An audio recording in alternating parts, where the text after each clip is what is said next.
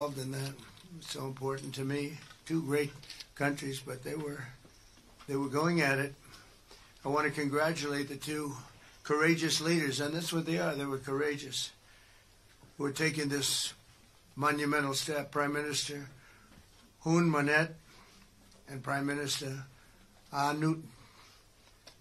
I also want to thank Prime Minister Anwar of Malaysia. I called him right at the beginning and I said, you know, you have two countries that are fighting right next to you.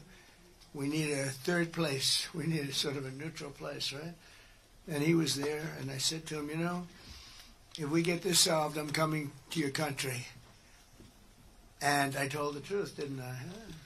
A lot of times they say that, and that's the last you ever see. But I felt I had an obligation to come because you were so great, and the two men alongside of you are so great. Historic figures now, really historic figures. So I felt it was an obligation I had. I told it to you.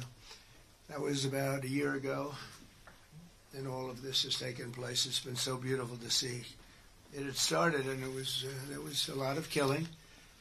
And then when we got it stopped very quickly in this case. Some we did in 32 years. It took 32 years to get them stopped. They were fighting for a long time. This was very nasty, but it was stopped very quickly before it started. And the two leaders have great respect for each other. But the Prime Minister played a very important role in helping convene the two sides for discussions here in Kuala Lumpur. Earlier this year, an armed clash broke out along the border of these two countries.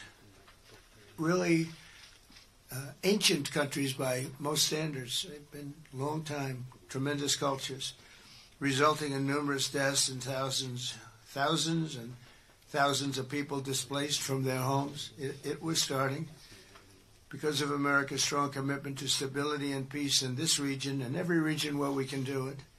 My administration immediately began working to prevent the conflict from escalating.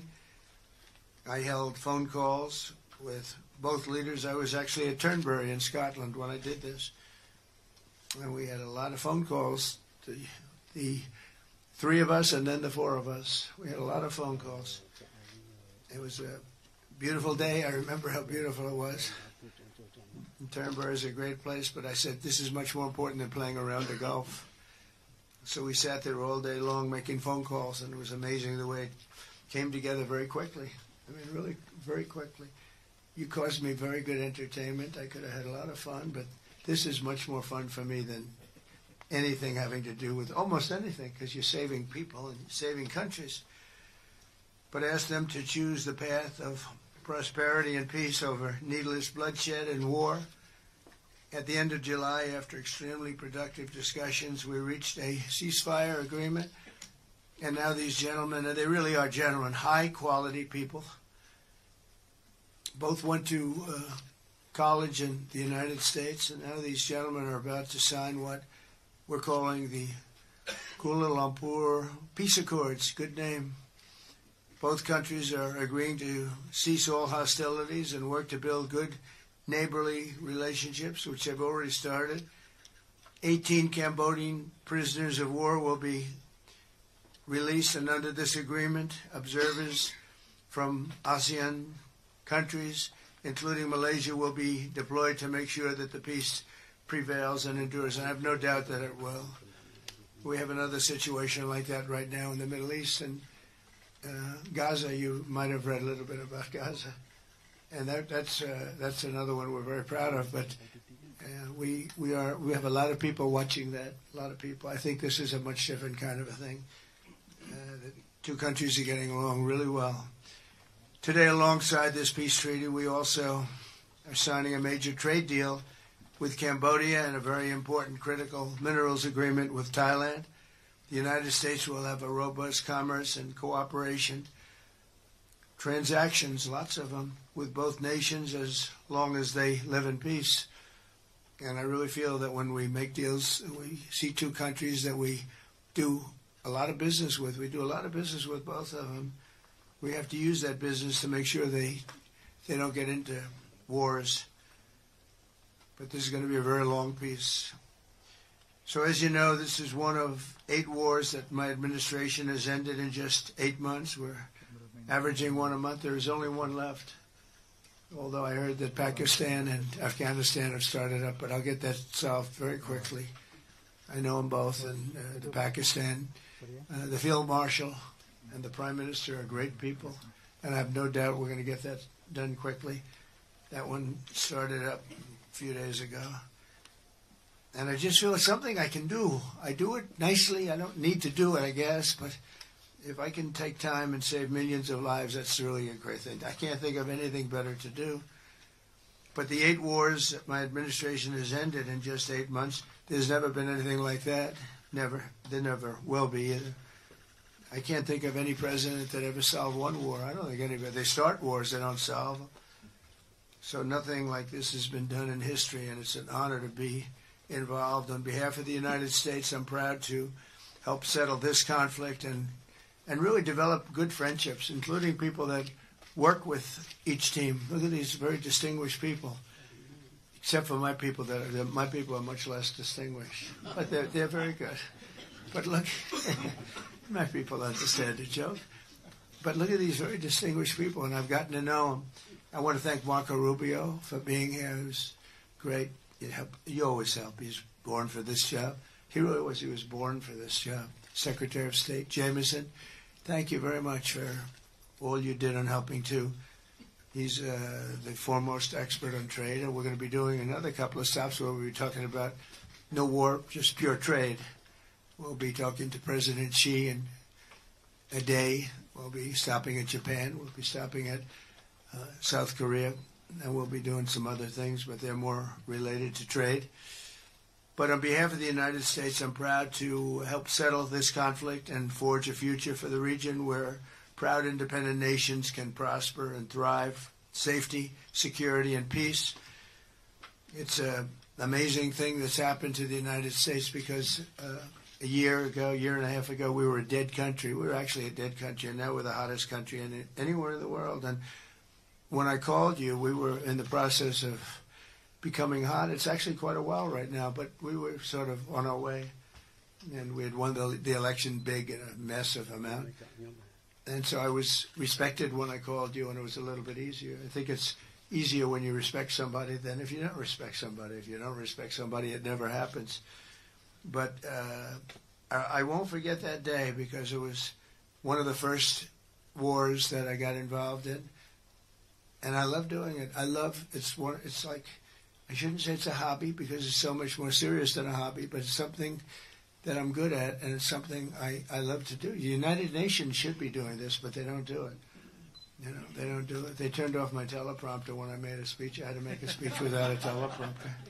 They're good at that. The escalator wasn't working too well. It came to a complete halt. But, I mean, the United Nations has such great potential. I wish they could do it. They didn't get involved with us at all. We just did the deal and reported the deal, and everybody was sort of amazed that we got it done so quickly and so nicely. But now I'd like to ask Prime Minister Anwar to say a few words, and then we'll hear from Prime Minister Hun Manet and Prime Minister Newton. And these are, I just have to say it for a last time, these are incredible men. The way they came together, the way they worked so hard, and we worked long hours. It was not long days because the days were few in number, but the hours were very long and very intense. There was a lot of intensity going on because there was a lot of shooting happening while we were talking. That brings it to a new level. And the 3 men sitting there should really be credited with having done just an incredible job for humanity. Thank you all very much. It's an honor to have worked with you. Appreciate it. Please.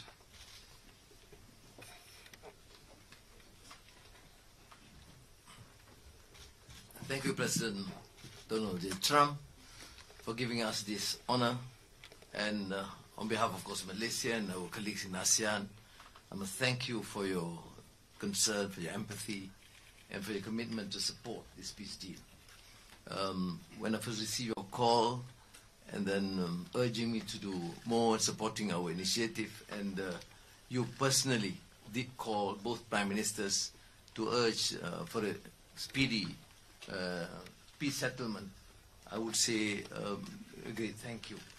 And we, of course, admire your tenacity, your courage, because the world needs leaders who promote peace strongly. And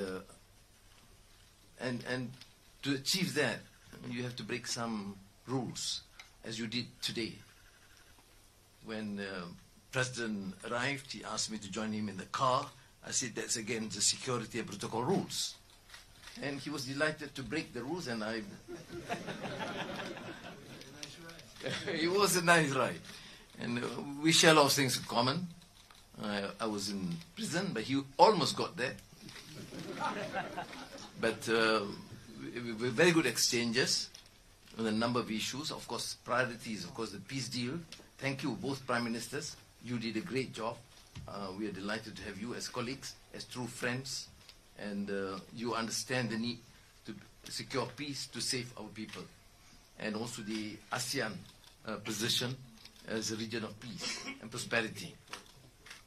And I must also share with you here that I took the opportunity, full opportunity, without Secretary Rubio knowing this, exploring other issues too, and thank the President for his effort to secure peace in many parts of the world, including Gaza, and urging him to remain focused and ensure that there's comprehensive peace that the world requires. And I am delighted, truly, President, to hear from you personally how determined you are to ensure that peace is achieved in the most intractable areas, almost impossible.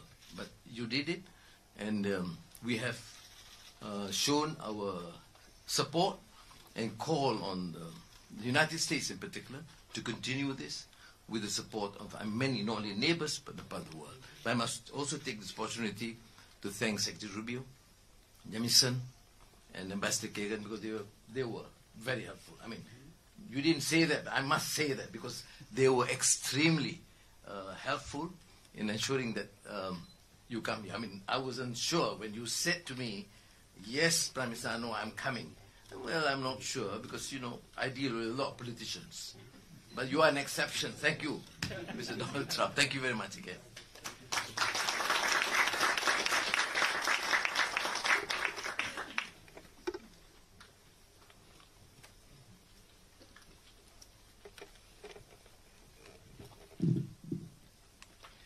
President Donald Trump, Prime Minister Anwar Ibrahim, Prime Minister Anutin Chanvirakul, Excellencies, ladies and gentlemen.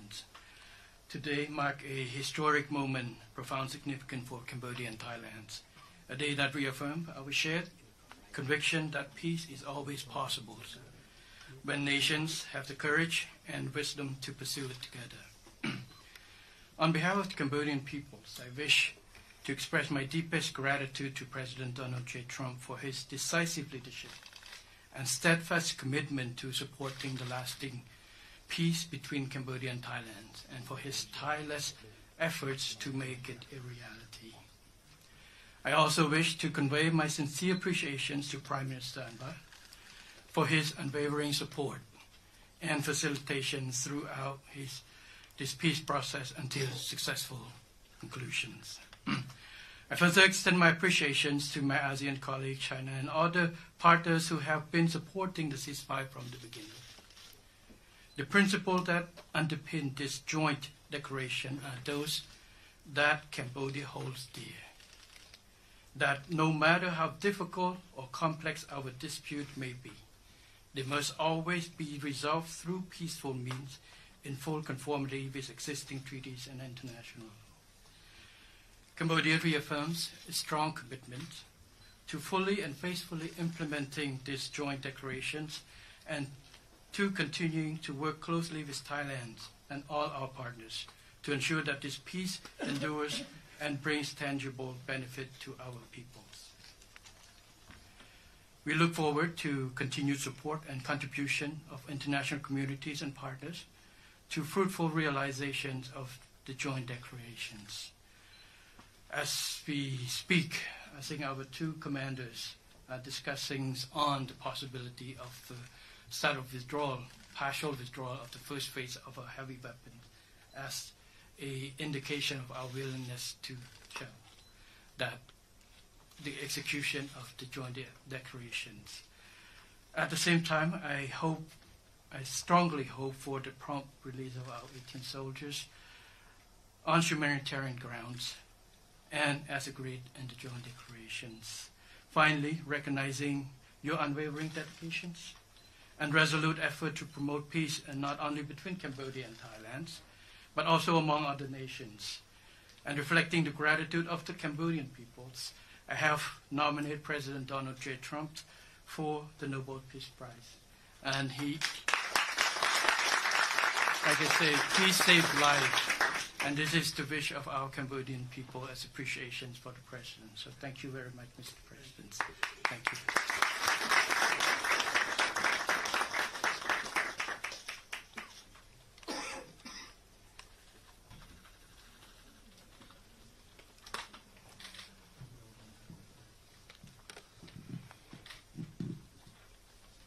President Trump, Prime Minister Anwar, Prime Minister Hun Manet, Excellencies, distinguished colleagues, today marks a new chapter for Thailand and Cambodia. Today we take a concrete step towards peace. I would like to thank Prime Minister Anwar Ibrahim for the leadership as ASEAN Chair and your strong efforts in upholding ASEAN unity. And I also wish to express my sincere appreciation to President Donald J. Trump for your personal dedication to peace between our two countries. And in addition, I thank so much for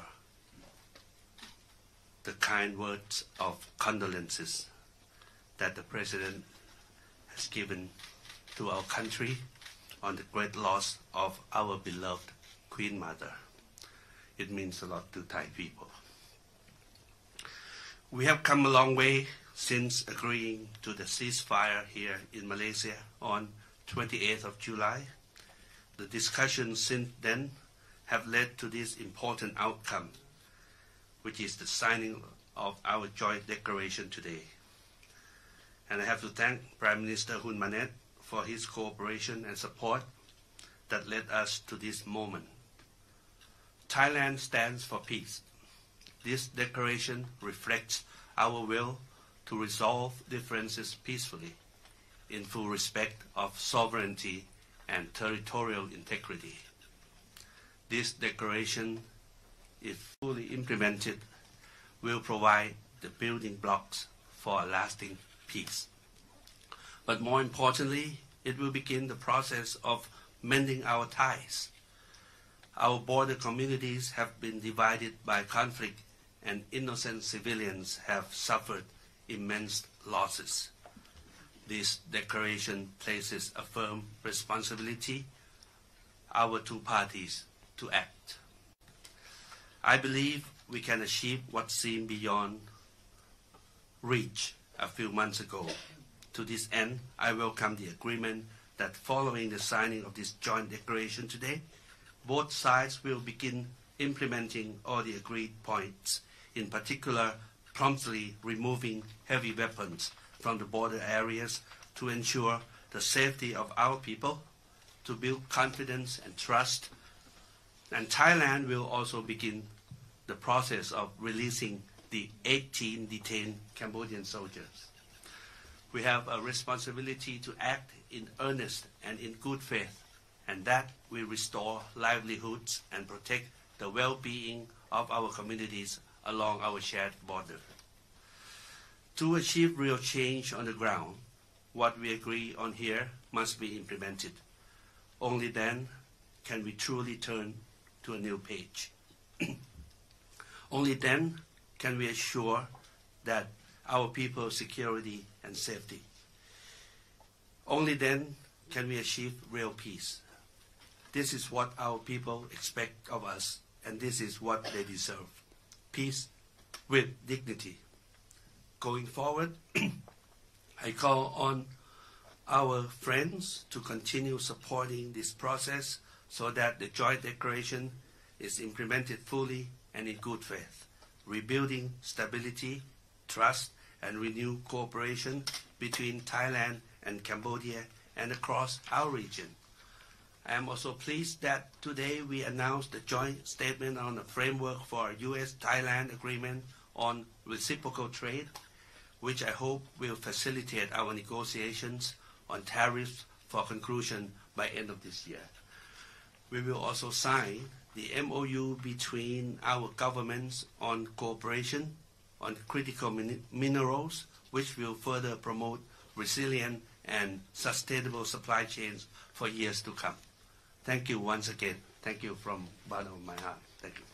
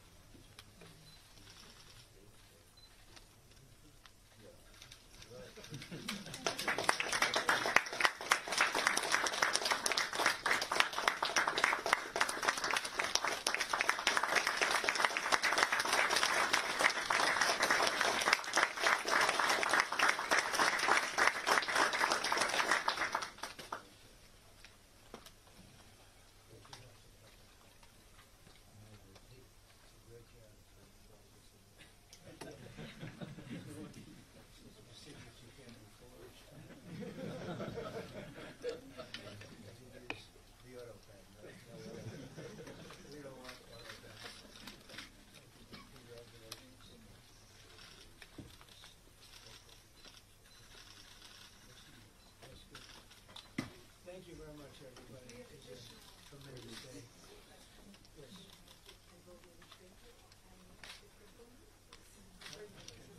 to sign you up. We're going to sign your face. I thought we could forget about this.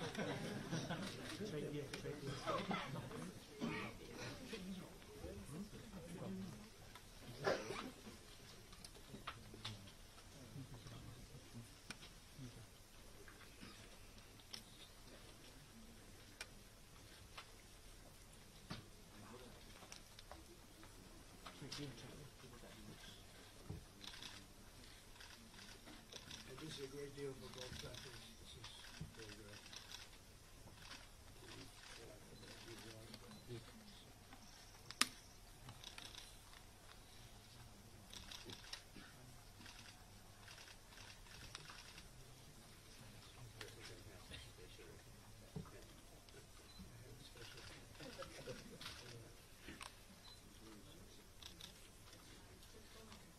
Okay.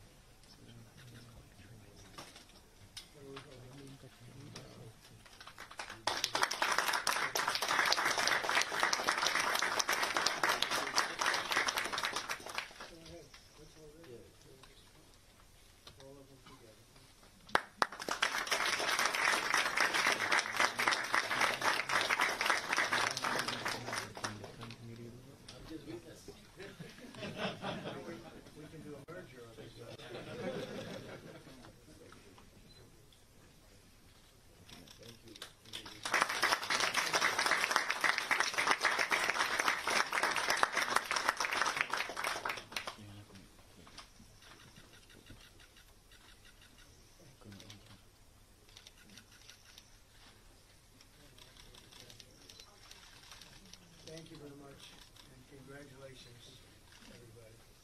Very big deal. Thank you very much. Thank you, Mr. President.